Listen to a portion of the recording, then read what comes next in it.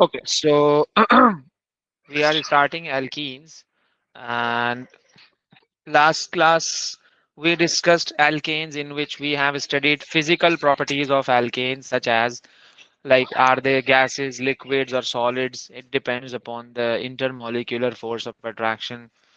And are they soluble or insoluble? Basically, solubility is related to the polarity of the compound.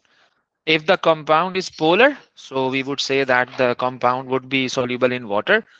And if the compound is non-polar, so I would say that the compound is insoluble in water. So since we know that all hydrocarbons are non-polar in nature, so they are completely insoluble in water.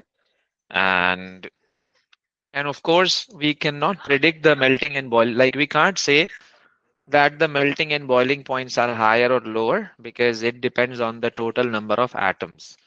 If we have a lower hydrocarbon such as methane, ethane, or propane, so the boiling point would be lower. And when we would be discussing about the higher alkanes, such as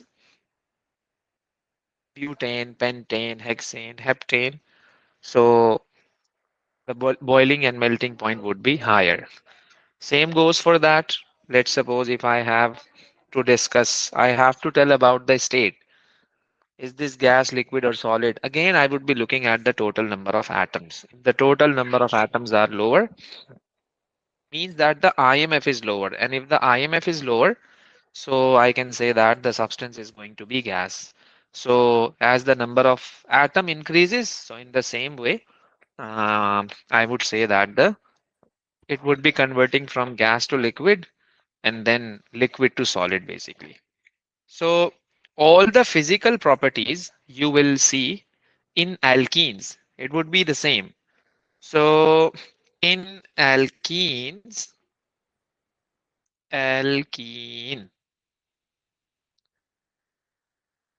So alkene are unsaturated hydrocarbons.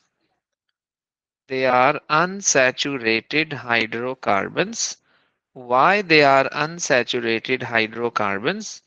Because they have a carbon-carbon double bond. Because they have a carbon-carbon double bond. That's why they are known as unsaturated. Means they can do a chemical reaction with other. Since alkanes were saturated, we haven't seen any addition reaction, if you remember. We only did two types of reaction.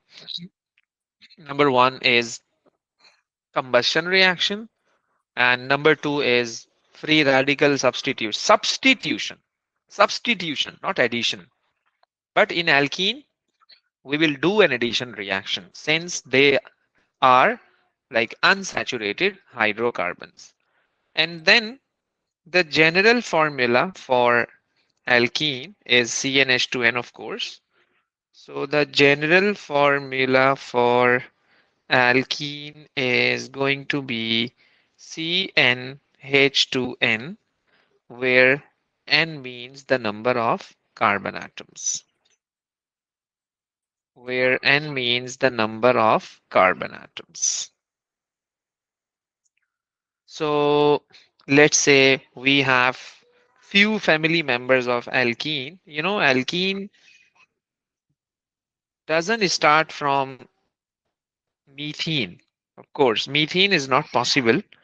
Why methane is not possible? Because hydrogen cannot make more than one more than one bond. Let's say if I have this structure in which, let's suppose, one carbon atom. Since this is one carbon means this is meth and it has a double bond. So I am going to add ENE since the suffix for alkene is ENE. The suffix, let me write it down. The suffix for alkene is ENE. Whenever we see ene with any of the compounds, so we can predict that this is going to be an alkene. Just like an alcohol, all compounds contain all. So methane is not possible. Methane is not possible. Why it's not possible? Hydrogen, because hydrogen cannot cannot form double bond.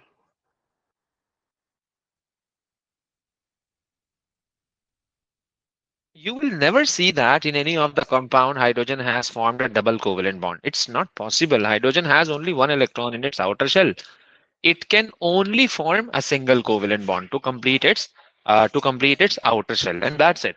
It can only form a single covalent bond between the like single covalent bond with any of the atom. So methane is not possible. That's the reason we always start alkene from ethene, then propene, then butene, then pentene, and then hexene, and then so on. So the next structure that we have is CH2 double bond CH2, and then we have CH3, then CH, then double bond, then CH2. Then we have CH3, CH2, CH, and then double bond, then I have CH2. Then for the five carbon atoms, I'm supposed to write one, two, three, then four, and then you can change the position of the double bond. We have learned this concept in an isomerism. And also the last compound that we have is an hexane. CH3, CH2, 3, then 4, then 5, and then 6 we have. So this is ethene, simple. And this is propene. This is butene. It's pentene. And it's hexene. And also, and also, this is called homologous series.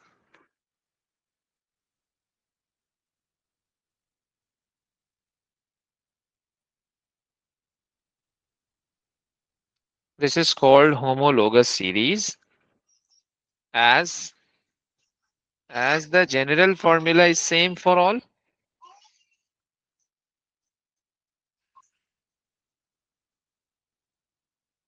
And chemical properties same, they belong to the same family. So the chemical property is same, There's a but trend in the the physical properties as well. yeah.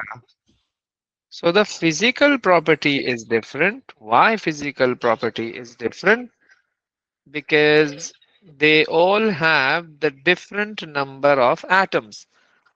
They all have the different number of atoms. Atoms or So just like carbon atoms only? yeah, total atoms. Let's say in CH4, like in ethene, Oh, okay. you have one, two, then six atoms in total. And in propene, you have more than All six right. atoms. Okay, Okay. so that's why the physical property is different. And if the physical property is different, so then we have to discuss all of the things related to density, related to the state, related to the boiling point. So let's summarize it.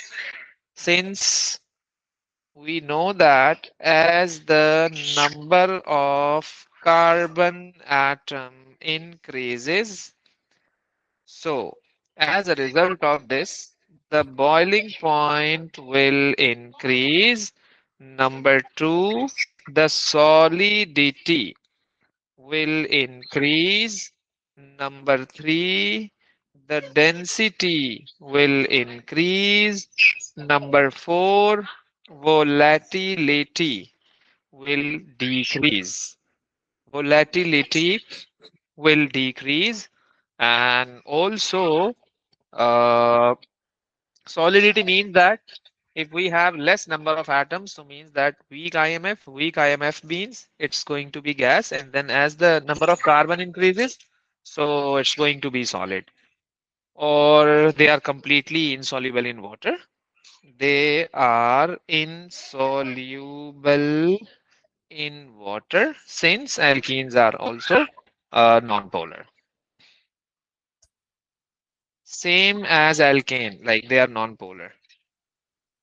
Non-polar. So by the way, all the physical behavior is 100% same as we discussed alkanes. Nothing is different. The chemical behavior is different basically. So chemical properties of alkenes. Uh, in chemical properties, number one thing is that alkenes are more reactive than alkanes. Why alkenes are more reactive than alkanes? Because they have a carbon-carbon double bond.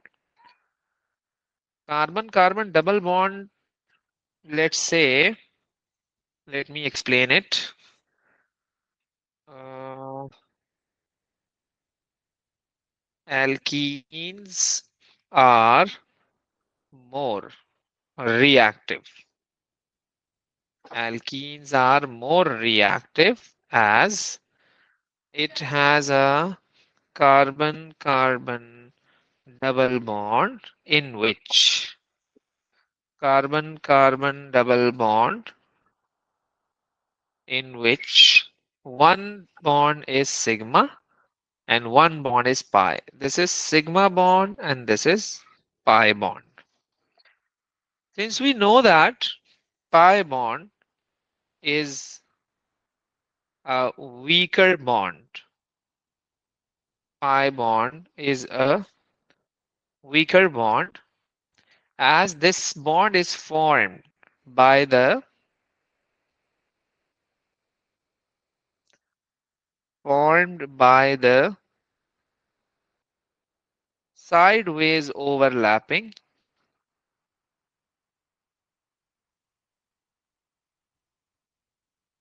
of orbital. Sideways overlapping means the overlapping area is very small. It's just like, let's say, if I have this orbital,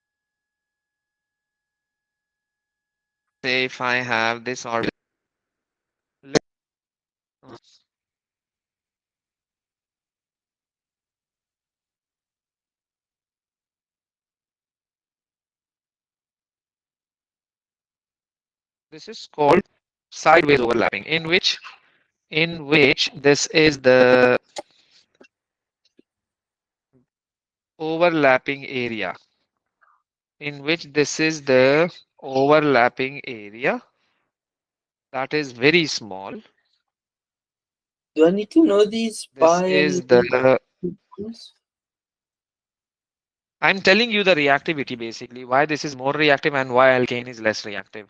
So it would show multiple reaction as compared to No, because I alkane. didn't Since the type of overlapping, bonds.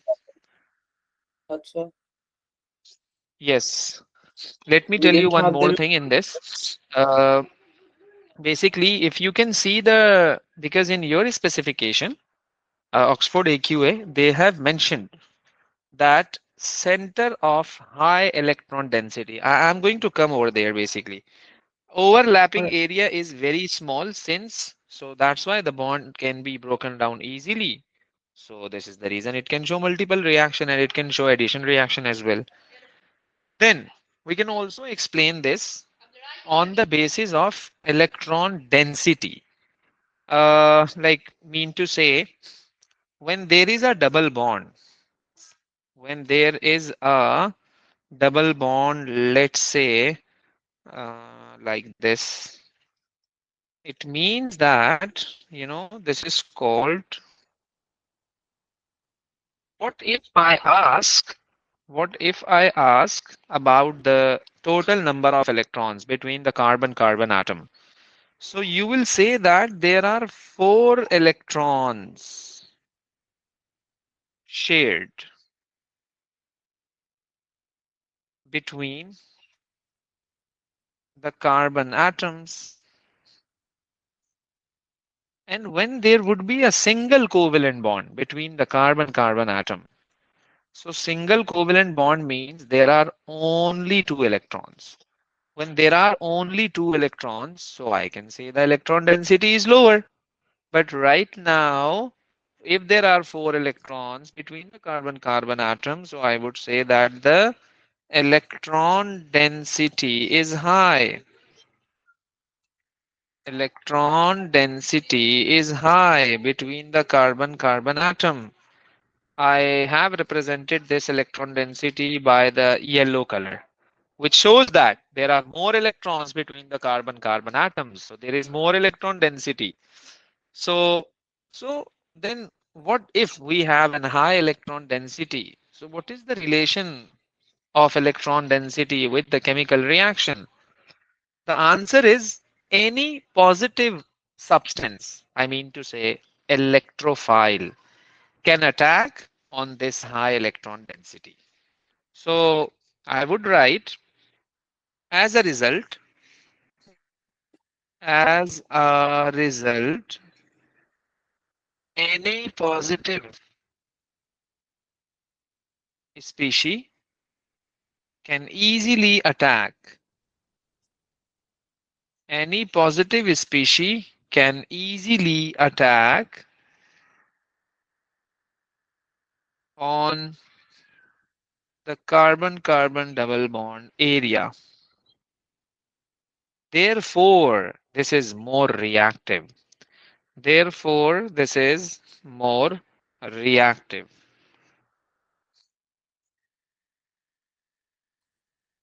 Therefore,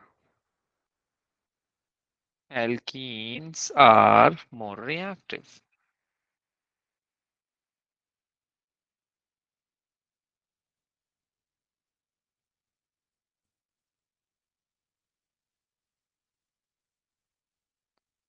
So this is the reason for the reactivity of an alkene.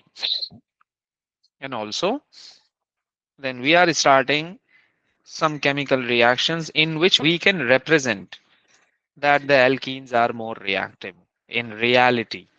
So we have addition reaction that is also known as electrophilic addition reactions. Electrophilic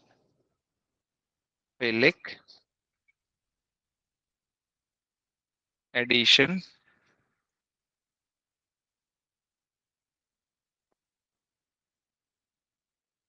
reactions.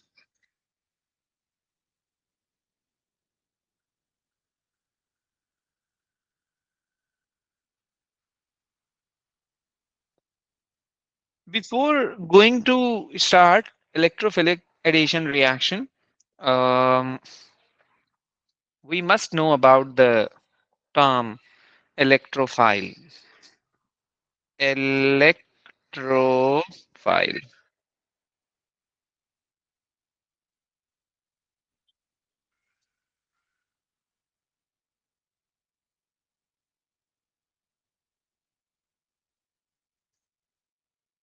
Electro means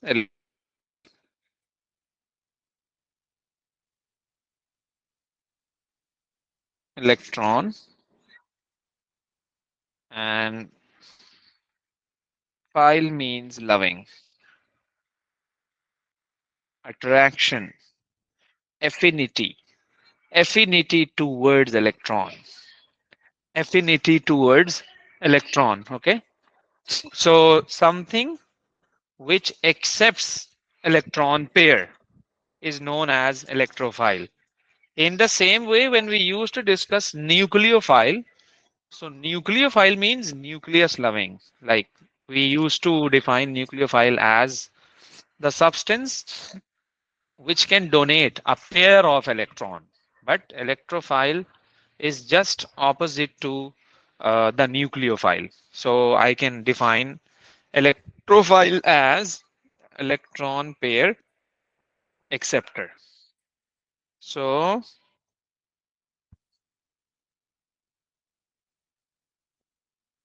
electron pair acceptor. generally represented by E positive. E positive. All right. Electron pair acceptor is an electrophile. Let's say we have CH3 plus, CH3 plus. Let's say we have H plus, any positive substance. And then we have CH3, CO plus, and etc. They must have a positive charge. So we would be discussing the basically electrophilic addition reactions. And they are more specific according to the specification. We only know about the HBr. So we will be doing a very specific reactions. We have only three reactions that we have to discuss. And then also, um, first of all, before going to start electrophilic addition reaction, we have a particular test. It's not a new thing. Basically, we have also discussed this in the previous classes. Test for unsaturation. Like if I give you alkane and alkene, and interestingly, alkane and alkenes both are colorless. If you will see in the form of liquid, both are colorless. And what we have to do, we have to differentiate it with by doing a chemical test, not by doing a physical test, like by observing the color, by observing the state, by observing the smell. No, by observing the solubility. No, we have to do a chemical test. So what can I do for that? Let's say I'm writing test for unsaturation.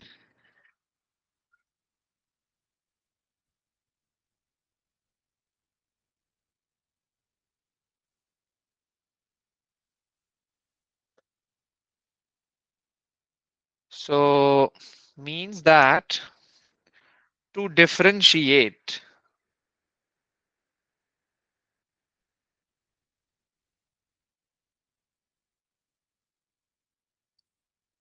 between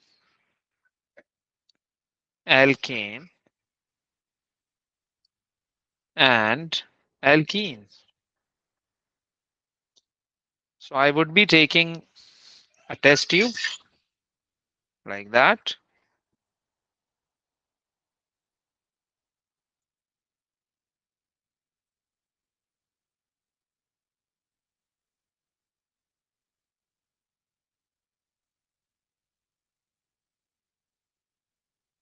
And I have added some sort of sample in it. Like we have,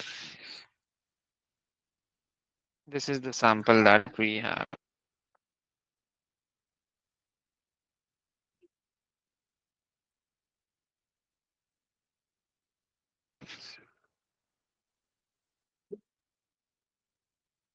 It may be alkane and it may be alkene. All Now right. I'm going to add bromine. I'm going to add bromine liquid. I'm going to add bromine liquid. So if I observe observation,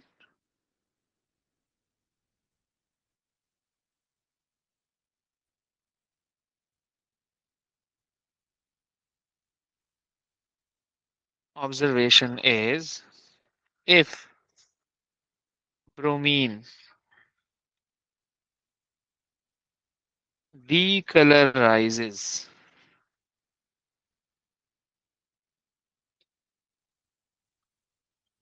if bromine decolorizes, so alkene is confirmed.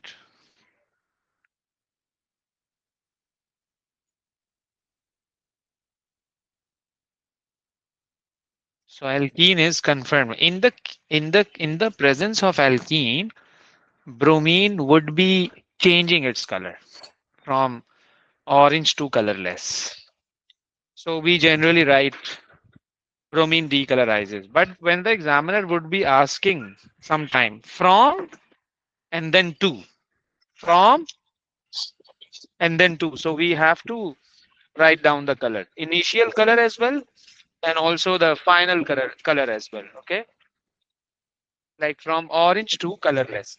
So this is the test for unsaturation, and afterwards we have to know about the electrophilic addition reaction of HCl, electrophilic addition reactions of H H2SO4 and also Br2. Before going to start the mechanism, what's going on in these reactions, let's summarize it. So basically I'm going to show you a general mechanism. So we would be following that mechanism with all of the reactions. And also we have two types of alkenes that we need to discuss in this under this heading. Number one is addition reaction on symmetrical alkene and addition reaction on unsymmetrical alkene. So we have two types of reaction basically. Number one thing is, let me show you. Number one, electrophilic addition. Electrophilic addition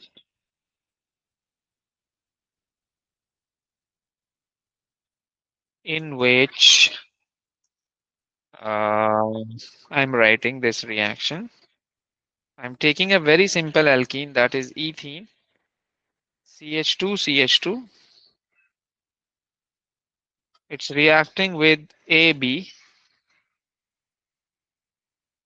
and it's going to form CH. This is A and this is B, and that's it. This is called addition reaction. How can we say that this reaction is addition reaction? So I would say only one product is formed. When there is only one product is formed, so we can say that the reaction is addition reaction. If you will see other types of reactions such as substitution reaction, combustion reactions, oxidation, reduction, like means any other reaction other than the addition reaction. So you will see more than one product would be formed. But in this, whenever we see an addition reaction, so only one product would be formed. So that's why we can predict that this is an addition reaction because there is only one product formed. Or okay, then we have to discuss the mechanism as well. Mechanism.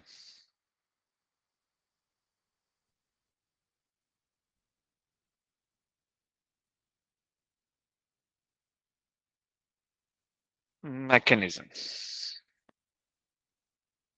Mhm. Uh, this carbon double bond, then carbon, then two hydrogens with it, and then the same goes for this one as well. It's reacting with AB. AB. So AB means what?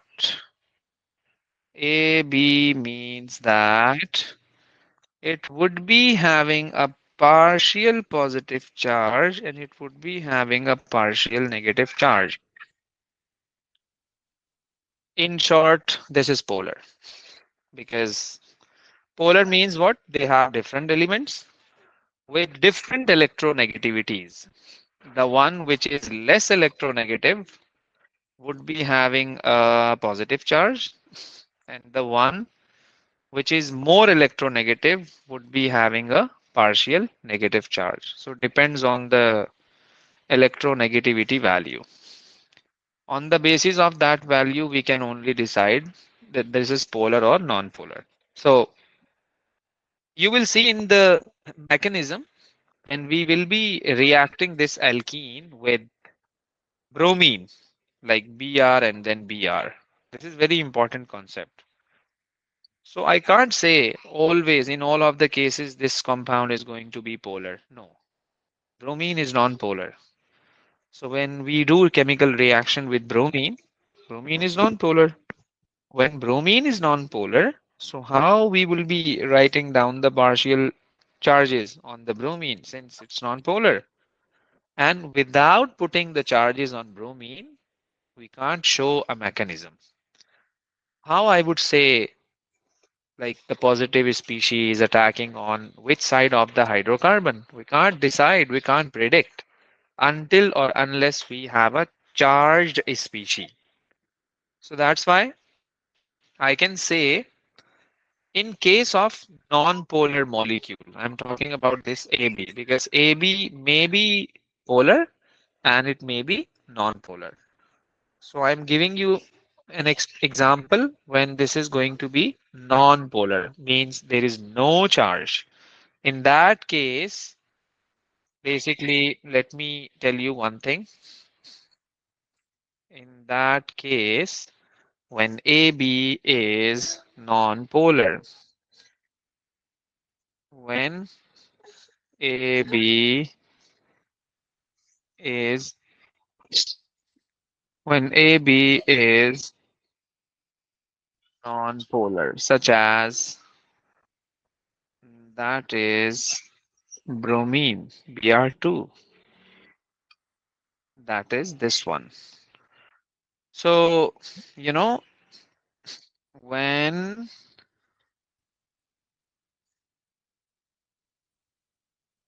it reacts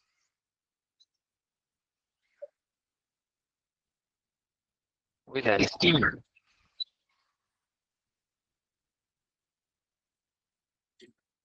when it reacts with alkene, so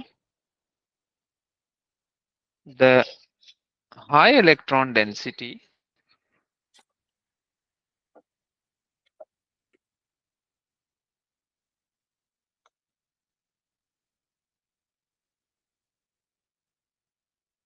approaches to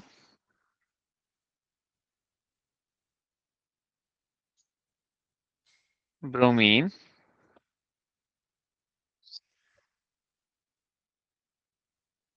As a result,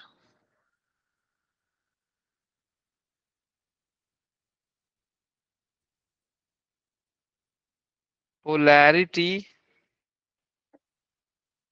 is induced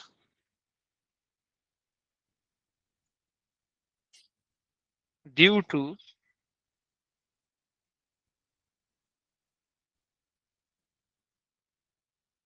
repulsion between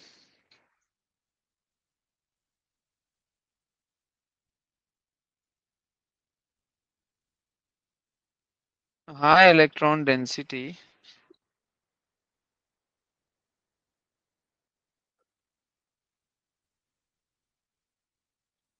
and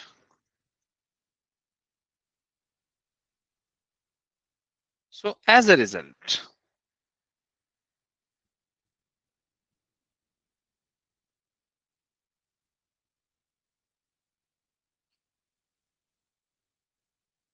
there would be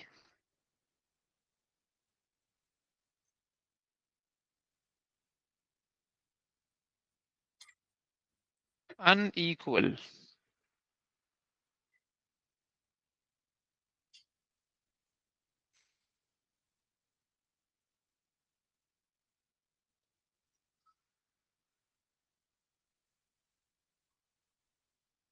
distribution of electron, which makes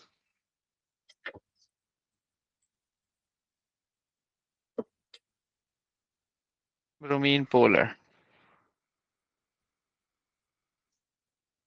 How?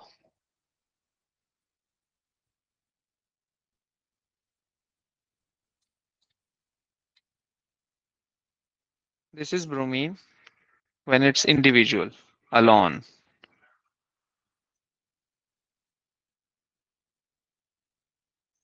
This is called equal sharing of electron.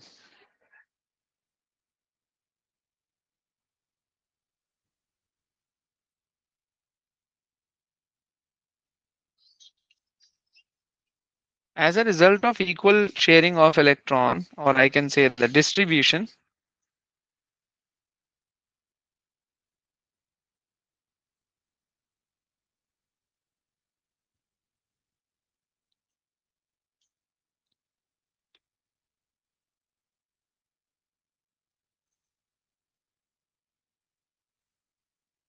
so this is non-polar.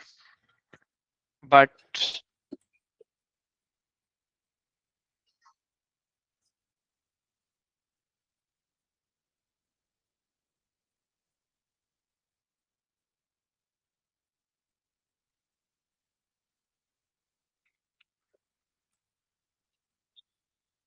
after repulsion,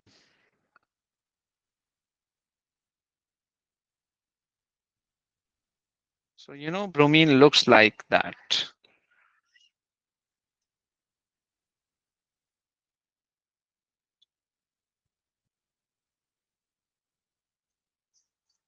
There would be unequal distribution. As a result of this, as a result of unequal distribution, the one has less electrons.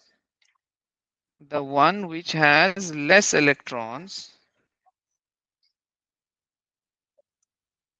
it's going to be partial positive, and the one which has more electrons,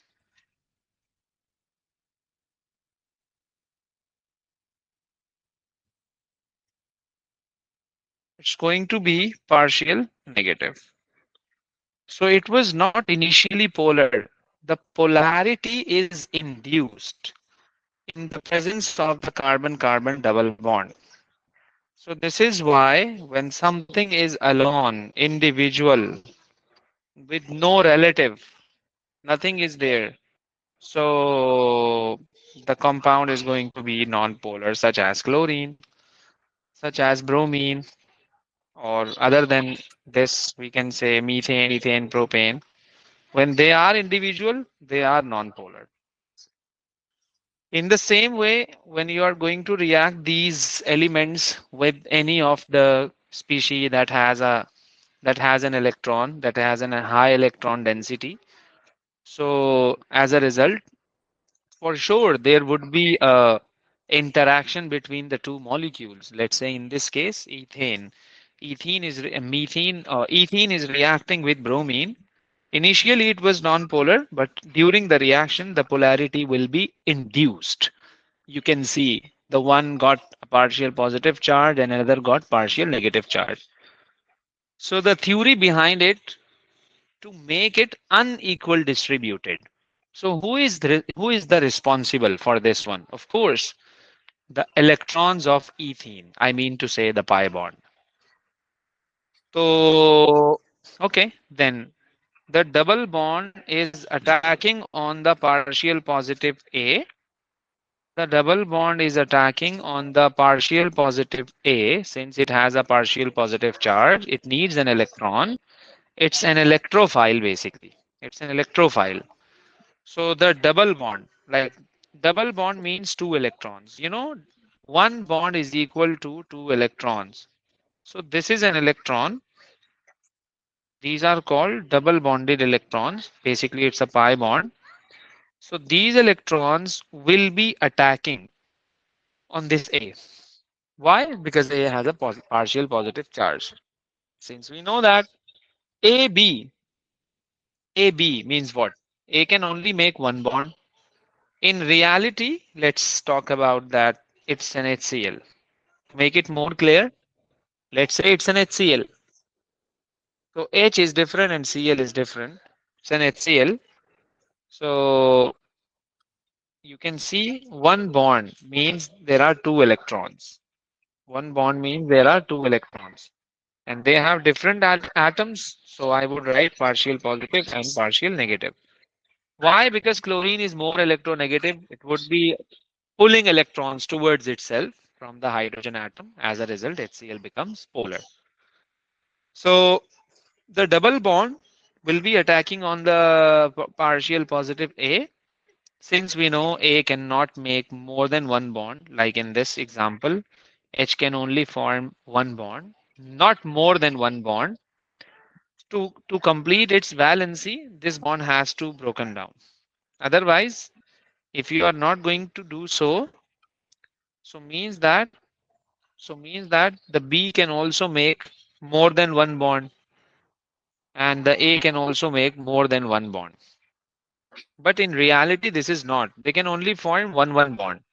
So we have to be more specific. If you are going to make a new bond with this A, so this bond has to be broken down. Otherwise, it can't form the two bonds at a time. So this bond is going to be broken down, AB, and Okay. it breaks down. And afterwards, when it breaks down, we will see that,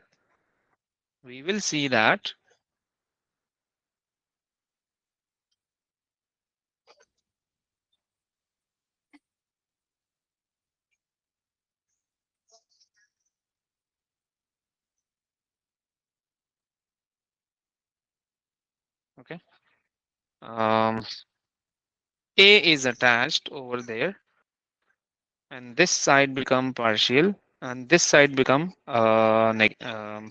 positive. This side become positive. You know why? Why this is so? So these are two electrons in which one electron is from this carbon and one electron is from this carbon. Because this is a covalent bond, they have mutually shared electrons. They have mutually shared the two electrons. So in this example, these two electrons, one is from this, one is from this. But when any partial positive approaches to this alkene, of course, partial positive means it needs an electron. So when these two electrons will be going towards this partial positive to make it more stable, so means that the two electrons are going from this compound. One electron is from this carbon and another electron is from this carbon atom. So when the both electrons will be making a new bond with partial positive A, just like that. So I have shown that these two green electrons are related to this carbon and this carbon. So because I have given you the colors so that you can identify that which electron is related to which atom, so that it becomes more easier to decide. And why this carbon is positive? Still this is positive because there is a loss of electron, because one electron was from this carbon and one electron was from this carbon, and they have made a new bond with this A. They have made a new bond with this A. If you are thinking that can I make a new bond with this carbon atom, or this is fixed? So the answer is it's up to you. It's a symmetrical alkene. Symmetrical alkene means that the left hand side is equal to the right hand side. So it's up to you which carbon you can utilize. The problem is that when we would be dealing with unsymmetrical alkene, so then we will see in that compound that it's not our wish to attach each and every element from on any of the carbon. So it depends with unsymmetrical alkene. But right now this is symmetrical alkene. So it's up to you because left and right both are same. So I have attached on the left hand side. So now this carbon becomes positive because one electron is less as compared to the previous one. In the previous compound, all electrons were full. It was more stable. So no positive and no negative charge. But when the double bond has attacked on this A, so it becomes like that. Okay, this carbon is more stable. Why? Because the valency of carbon is 4. So it has made 4 bonds. Simple. This is 1, this is 2, this is 3, this is 4. It has 4 bonds. So this is more stable. But if you can see this carbon atom, it has only three bonds. This is supposed to be four, of course. Valency of carbon is four, but right now it's only it's only three bonds. Okay, so one is less. That's why it becomes positively charged. And you can see this is B. B means there would be more electronegative. That's why it's pulling electrons towards itself. And I can say about the B that it would be, let me show you over there. This is going to be B, negative charge with a pair of electron. Negative charge with a pair of, let me give the different color to make it more easy. Since this is an electron between the AB, so B is taking away electrons from hydrogen due to its electronegativity. That's the reason the bromine becomes negative. So it has taken away two electrons. One electron is from A and another electron is of the B. So in total, it has a pair of electrons. So I did this. That's the reason it has a negative charge. I haven't written it's partial negative. No, it's full negative. Remember, this is very important concept. When do we write partial charges and when do we write the full charges? In any compound, let's say HCl, H2O, HBr, or H2SO4. So we do write partial charges because in a covalent bond, there is a mutual sharing of electron. Mutual sharing means, and of course, in a compound, there would be two elements. One would be more electronegative and another one would be less electronegative. So that's the reason due to their difference in electronegativity, we can write down the partial charges.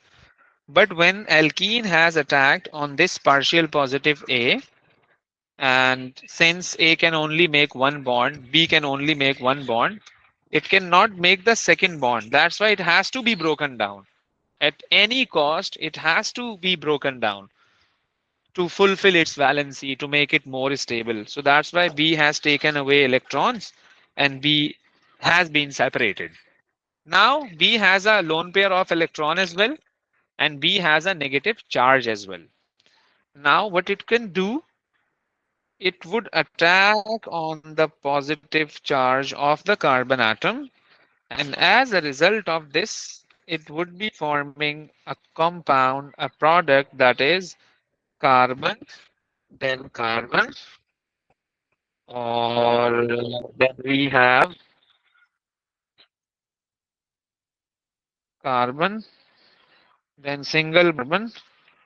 This hydrogen is already attached, already attached, already attached, and now the new ones are A and then B. This is called electrophilic addition reaction in which I have attached A and B on the alkene.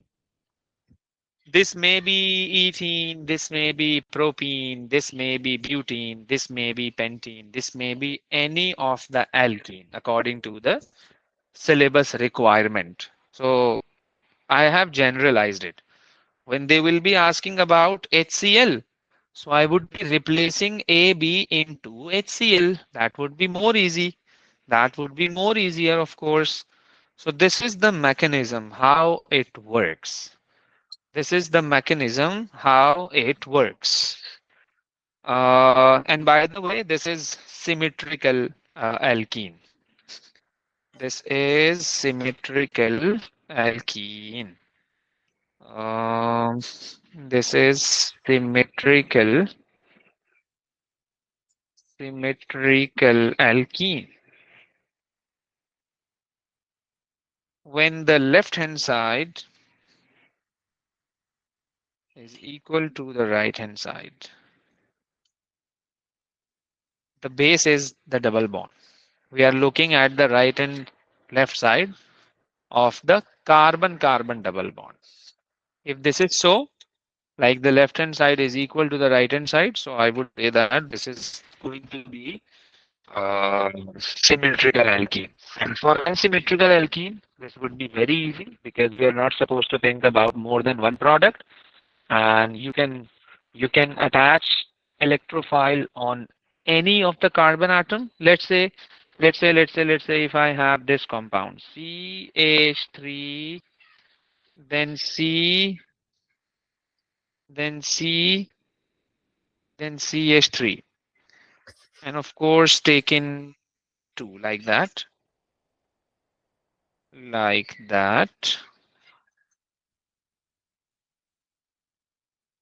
Mm. Plus it's reacting with HCl and it forms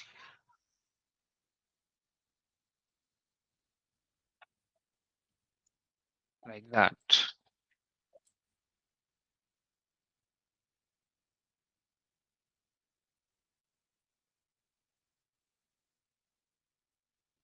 This is the condensed structural formula that is more confusing because after looking at this structure, we can't say where the coming atom is attached, what's the valency, on which atom, on which species there is a partial positive charge. So to make it more clear, we have to draw the displaced formula of this one. So let's say carbon, carbon, they are double bonded like that. There are two CH3s on the left right hand side. In the same manner, there are two CH3s on the left hand side like that. And it is reacting with HCl. And it is reacting with HCl. Since HCl is polar, it's not AB, it's a real example of a polar molecule. It's an HCl. So why HCl is polar? Since number one is they have different elements, and number two is the difference in electronegativity. Then we have a degree of polarity as well. Some are more polar, some are less polar. This is something else. And they have it has a partial positive and a partial negative HCl. Or again, in the same manner, I would say it's attacking on this H. This is mandatory to draw the curly arrow. Otherwise, you won't be getting the mark. If you are going to draw straight away arrow, you won't be getting the mark. We have to draw the curly arrows. We have to write down the partial charges. We have to write down the lone pair. This would be of 3 marks. You would be mentioning you have to write down the curly arrow. You have to write down the partial charges. You have to write down the lone pairs. So then this bond is going to break down since it cannot make more than one bond. So what I would be doing, the double bond is broken down and then rest of the things we have CH3, CH3, then CH3, then CH3. So H is attached on this carbon atom. Let's say in this case, I am attaching on this carbon atom. The same thing, other becomes positive. When other becomes positive, so what can I do? This Cl minus having a negative charge. Three lone pairs already it had. Three lone pairs already it had. Now it has one extra lone pair of electron due to this one. It is taking away electron from the hydrogen due to due to the chlorine is more electronegative. So it would be attacking on this carbon atom, and as a result, your product would be like that. Carbon carbon single bond. And then we have CH3, then CH3, and then CH3. Then this is B, this is Cl, and this is H. This is called electrophilic addition reaction on symmetrical alkene.